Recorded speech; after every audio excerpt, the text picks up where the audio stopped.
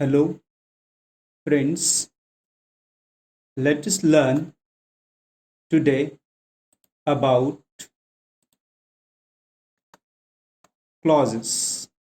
So, what are clauses? This is the first video in the series of upcoming videos. आज हम लोग clause के बारे में सीखने वाले हैं। ये पहला वीडियो है जो आने वाले सीरीज में और भी वीडियोस बनेंगे। So you have to be very careful. आप लोगों को केयरफुली ये वीडियो देखना है, then and then only you will be able to understand acknowledge the next videos. तभी आप लोगों को आने वाले वीडियोस समझ में आएंगे। So the first question is that what is clause. Clause मतलब क्या है? So what does it mean actually? See, clause is a combination of words that is made of subject and verb. It may or may not give complete meaning. मतलब क्या है इसका? इसका मतलब ये है कि क्लॉज एक कॉम्बिनेशन है, एक ग्रुप है। It's a group of a word. कौन सा ग्रुप ऑफ वर्ड जिसमें सब्जेक्ट और वर्ब होना चाहिए? देखो, clause is a group of a word जिसमें एक सब्जेक्ट और एक वर्ब होना चाहिए या होता है। इट मे और may not give complete meaning. कभी कभी उसका पूरा अपना मीनिंग होता है और कभी कभी उसका पूरा अपना मीनिंग नहीं होता है। This is what clause. Let's see examples, and examples are here. Number 1, she muttered in reply. उसने रिप्लाई में कुछ कहा। We have she as a subject and mutter as a verb. We have written it here, subject and verb. तो यहाँ पे सी subject हुआ, muttered verb हुआ। He is a teacher, यहाँ पे भी he सब्जेक्ट हुआ, is verb हुआ। And the third sentence, now we are having two clauses here. देखो, when he came we went out, यहाँ पे दो clauses है। देखो, when he came, यहाँ पे he सब्जेक्ट, came verb। दूसरे सेंटेंस में we सब्जेक्ट, went verb। मतलब यहाँ पे एक ही सेंटेंस में दो सब्जेक्ट और दो वर्ब आए हैं, तो यहाँ पे दो क्लॉजेज है। ठीक है, so this is what clause. तो आप लोगों को समझ में आया होगा, क्लॉज मतलब ग्रुप ऑफ वर्ड। एक वर्ड्स का ग्रुप होता है जिसमें सब्जेक्ट और वर्ब होता है। कभी कभी उसका अपना खुद का मीनिंग होता है और कभी कभी उसका अपना खुद का मीनिंग नहीं होता है। So let's see now types of clauses. Clauses के टाइप्स हम लोग देखने वाले हैं अभी। So the first one is that main clause, independent clause, principal clause. देखो, एक ही क्लॉज को तीन तीन नाम दिए गए हैं। तीनों का मतलब एक ही होता है, मुख्य वाक्य। मेन क्लॉज, इंडिपेंडेंट क्लॉज और principal clause. So what is this? Now let's see the definition. Main clause is a group of word which is made of subject and gives complete meaning itself. देखो, इसका मतलब क्या है? Main clause एक ऐसा group of words है या words का ऐसा ग्रुप है जिसमें एक सब्जेक्ट होता है, एक वर्ब होता है। तो क्लॉज में हम लोगों ने देखा है, बट जिसका अपना कंप्लीट मीनिंग होता है। देखो, जिस क्लॉज का सब्जेक्ट और वर्ब होने के बाद अपना खुद का कंप्लीट मीनिंग होता है, उसको हम लोग मेन क्लॉज बोलते हैं, इंडिपेंडेंट क्लॉज बोलते हैं, प्रिंसिपल क्लॉज बोलते हैं। Is that okay? समझ में आप लोगों को? Now let's see some examples.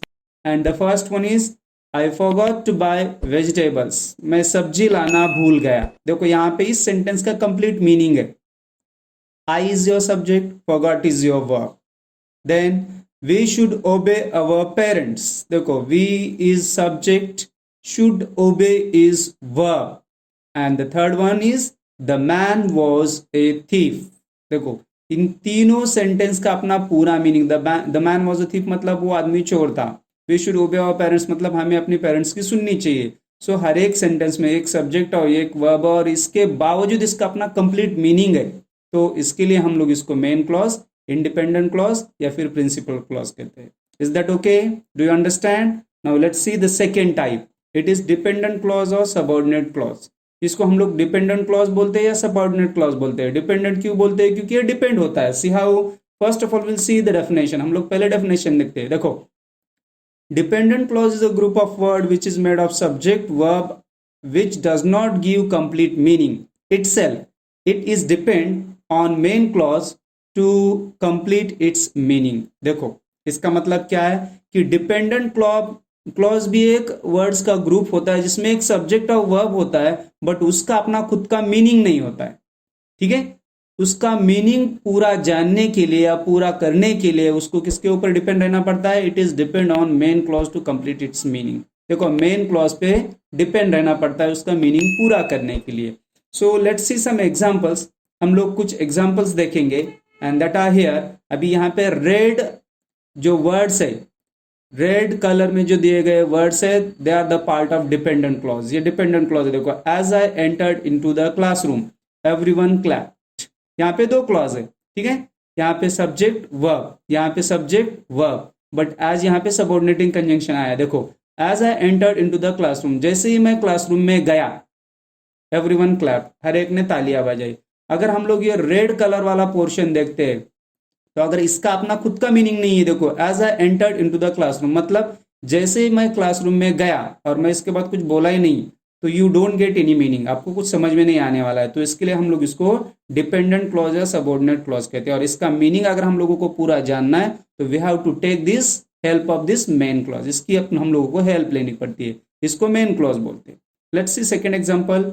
He is weeping, यहाँ पे इज होना चाहिए। He is weeping because he has been punished. वो रो रहा है, क्यों? क्योंकि उसको पनिशमेंट दी गई है। यहाँ पे ही इज वीपिंग, ये होगा आपका मेन क्लॉज, और ये रेड कलर में जो दिया है, this is your subordinate clause, क्योंकि इसका खुद का कोई मीनिंग नहीं है। Because he has been weeping, क्योंकि वो रो रहा है। अगर इतना बोले तो उसका कुछ मीनिंग समझ में नहीं आता है। Then let's move to the third example. The man was a thief who was my neighbour. देखो, वो आदमी चोर था जो मेरा पड़ोसी था। अभी देखो, यहाँ पे रेड कलर में जो दिया गया है, that is what you are dependent clause और सबऑर्डिनेट क्लॉज, क्योंकि इसका खुद का अपना कोई मीनिंग है नहीं। सो इसका अगर मीनिंग हम लोगों को पता करना है तो इसके लिए we have to take help of this main clause, इसकी हेल्प लेनी पड़ती है। So this is what the difference for main clause and subordinate clause. आशा है आप लोगों को ये वीडियो पसंद आया होगा। Hey everyone, please make sure to subscribe my channel. As well, click on this bell icon and click on all so you'll get all notification of my videos.